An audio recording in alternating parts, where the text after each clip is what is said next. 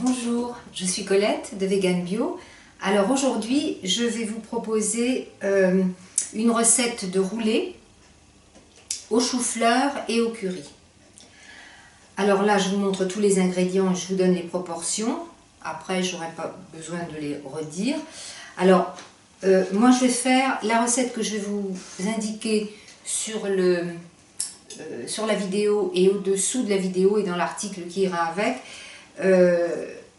Ce sera une recette pour, disons, 4 à 6 personnes. Bon, moi, j'ai tout coupé en deux, là, pour moi, parce que je ne veux pas me retrouver avec une quantité énorme.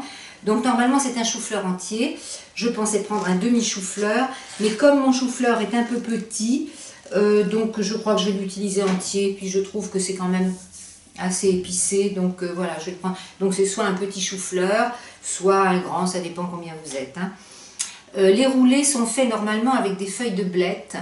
Moi je crois que ce sont des blettes épinards qui sont très petites là. Alors bon, c'est une proposition, je vais vous montrer. Vous pouvez les passer rapidement dans l'eau chaude si vous voulez les ramollir. Moi je ne le fais jamais, je les utilise comme ça. Mais vous pouvez faire des roulés avec n'importe quoi, avec des feuilles de chou rave, c'est absolument divin. Les feuilles de chou rave, quand elles sont bien fraîches, sont délicieuses. Elles sont à la fois solides et tendres.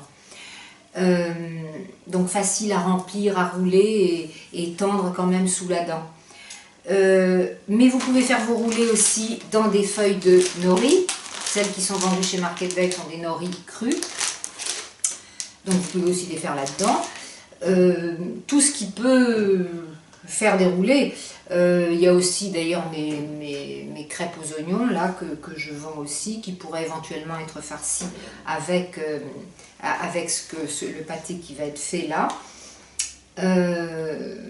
Voilà, alors ce qui est là, il y aura des carottes dans ce pâté, cette espèce de pâté au chou-fleur, il va y avoir des carottes râpées. Celle-là, cette carotte, elle est pour la garniture. Elle, par contre, parce que ce pâté va être dans la feuille. Ensuite, vous allez garnir avec ce que vous voulez. Vous pouvez mettre des morceaux de tomates. Moi, je préfère mettre des tranches de poivron rouge. L'idéal, c'est d'avoir de la coriandre avec les épices qui sont dedans et qui rappellent un peu l'Inde, les saveurs indiennes, puisqu'il y a là une cuillère à soupe, enfin pour moi, hein, la recette divisée en deux, donne une cuillère à soupe de curry, un quart de cuillère à café de curcuma, un quart de cuillère à café de gingembre et un quart de cuillère à café de garam masala, qui est une épice indienne, qui est un mélange d'épices en fait. Et donc, bon, pour les puristes du cru, ça ne leur plaira peut-être pas trop. Enfin, d'après ce que je sais, je ne suis pas non plus une spécialiste des épices indiennes, mais il semble que les ingrédients soient grillés avant d'être assemblés. Alors voilà, c'est à vous de voir. Moi je ne suis pas du tout une extrémiste du cru, un peu de temps en temps des épices pour apporter des saveurs. Ce qui est important, c'est l'ensemble de votre alimentation. Voilà. Et choisir des aliments vivants, frais, bio bien sûr, toujours, enfin autant que possible. Alors, vous avez là, toujours pour la demi-recette, une demi-tasse de noix de cajou, mais que vous pouvez remplacer par n'importe quelle autre noix, noix du Brésil, noix, ce que vous aimez, et une demi-tasse de tournesol, de graines de tournesol, une demi-tasse de raisin. Dans la recette originale, il y avait du miel. Moi, je préfère, enfin, j'évite de mettre du miel dans les recettes. Le miel, pour moi, c'est un médicament consommé seul.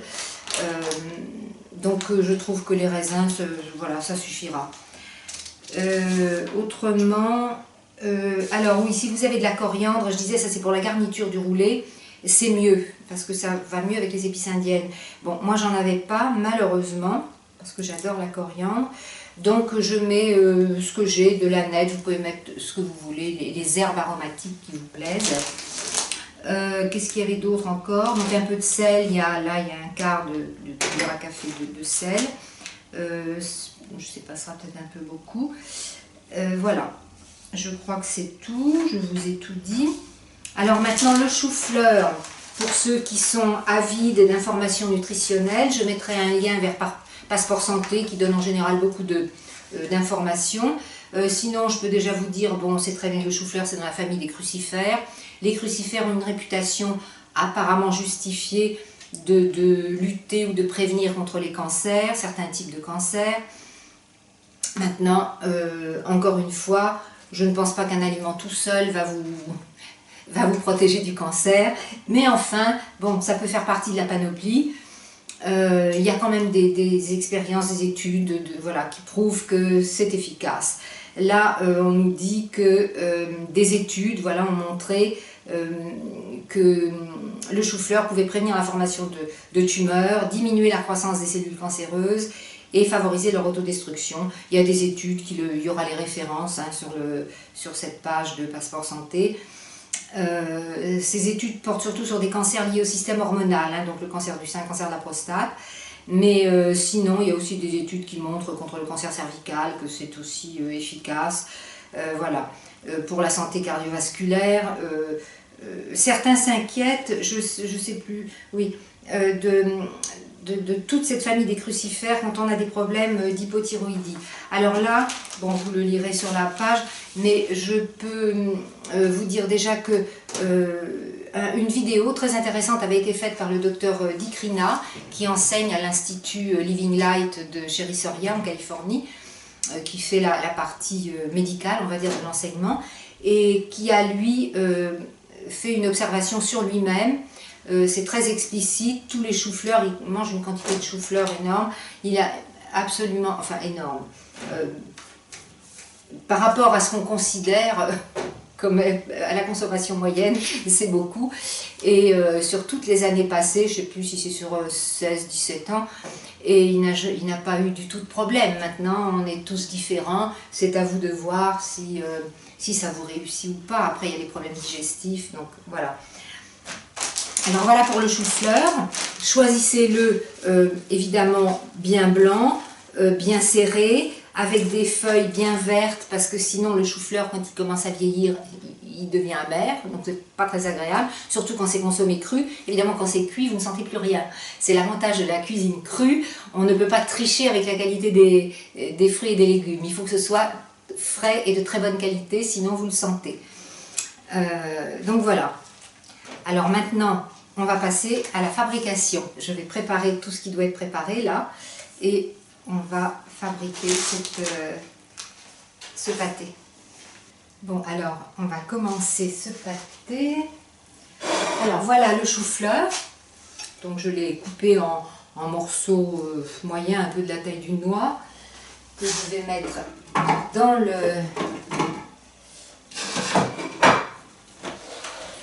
Voilà, c'est dans un mixeur à la S. Ensuite, les carottes. Oh, elle est un peu petite, ma carotte. Hein. Bon. Alors, tout le reste, alors de préférence, si vous pouvez les tremper avant, évidemment, c'est mieux. Les graines, les raisins et toutes les épices que je vous ai énumérées tout à l'heure. Gingembre, garam masala, le sel, et j'ai oublié de vous parler tout à l'heure de l'huile d'olive. Je crois que c'était l'huile d'olive, oui, c'est une cuillère à soupe, donc moi je n'en mets qu'une demi puisque j'ai la moitié des quantités. Voilà. Après, évidemment, comme pour toutes les recettes, vous ajustez selon votre goût. Alors maintenant, je vais mixer.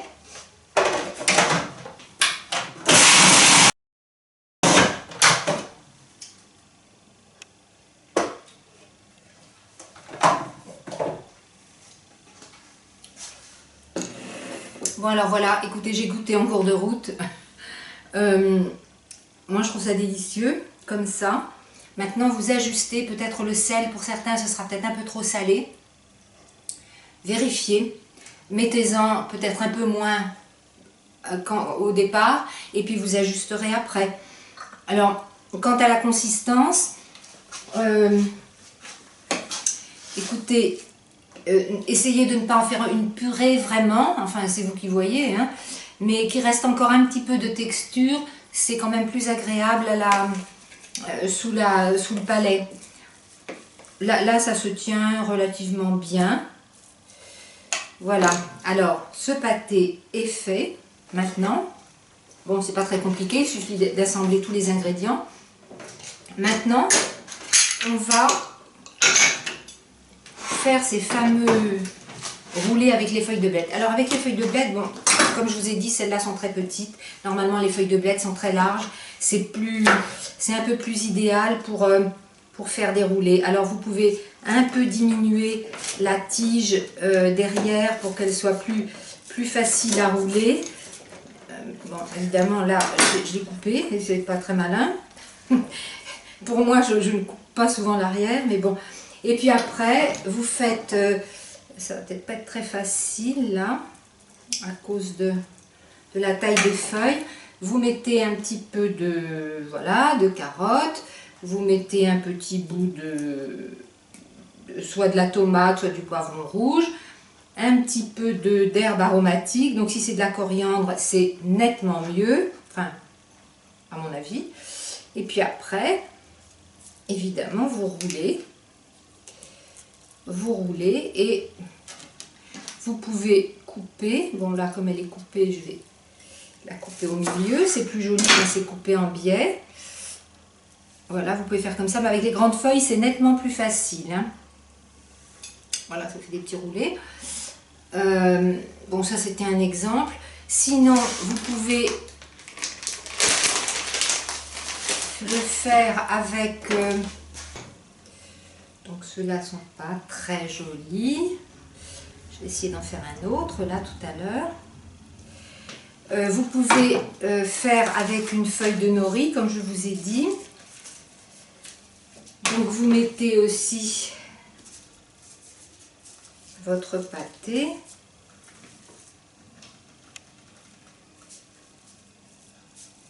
Qui est très très bon. Alors le chou-fleur, évidemment vous pouvez l'utiliser comme trempette, hein. Vous préparez des petits bouquets qui seront à tremper dans des sauces diverses et variées. Vous pouvez, ça peut faire l'objet comme ça dans un pâté, et vous l'utilisez en maquis, sur un buffet, pour les pique-niques, c'est formidable, les roulés dans les pique-niques. Ça peut aussi faire un repas, hein, bien sûr, un repas complet. Tout dépend de votre mode de vie et surtout de vos convives, du reste de la famille. Mais enfin, ça peut toujours plaire, si ça ne fait pas le repas unique, ça peut toujours plaire à plusieurs personnes. Donc vous pouvez aussi le chou-fleur, vous pouvez mettre de la salade ici, hein. Le chou-fleur, vous pouvez aussi en faire de la purée au lieu d'utiliser des pommes de terre pour faire dans les plats crus.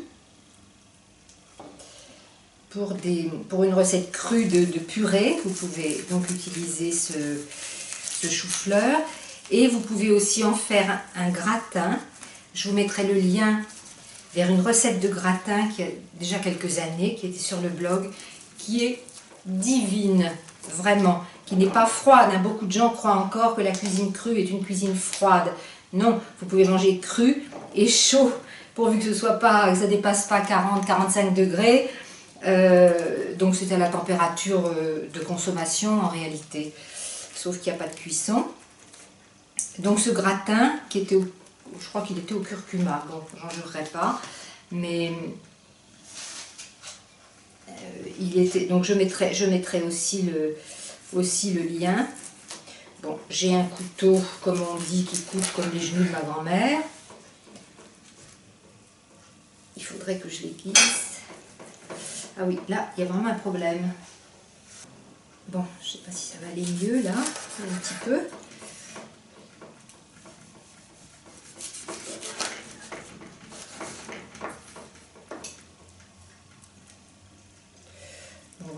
fait aussi des petits maquis. Voilà. Et puis il y a aussi une autre option, encore une fois qui ne sera pas pour les puristes du cru, mais que moi qui me dépanne bien quelquefois quand j'ai rien d'autre sous la main. Ce sont les galettes de riz bio, donc qui sont forcément cuites, hein. Mais bon, vous voyez la taille, si vous n'en mangez pas à chaque repas ni tous les jours, bon, pourquoi pas. Alors il faut juste les passer sous le robinet, sous l'eau, ou alors vous avez une bassine avec de l'eau chaude à côté si vous voulez que ça trempe dans de l'eau purifiée, etc. Moi je la passe sous le robinet d'eau chaude. Alors quand elle est bien trempée, elle se ramollit. Voilà. Le temps que vous garnissez, ça va être suffisamment mou pour être plié. Donc là aussi, vous faites une petite farce là.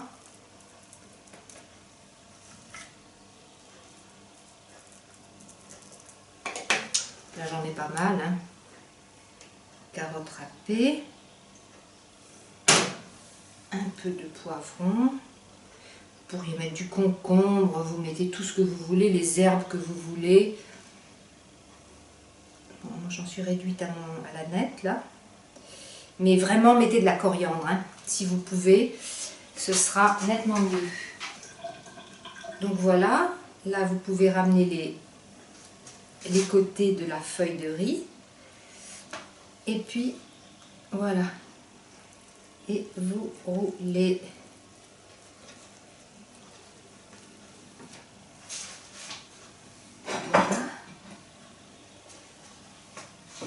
Voilà les différentes utilisations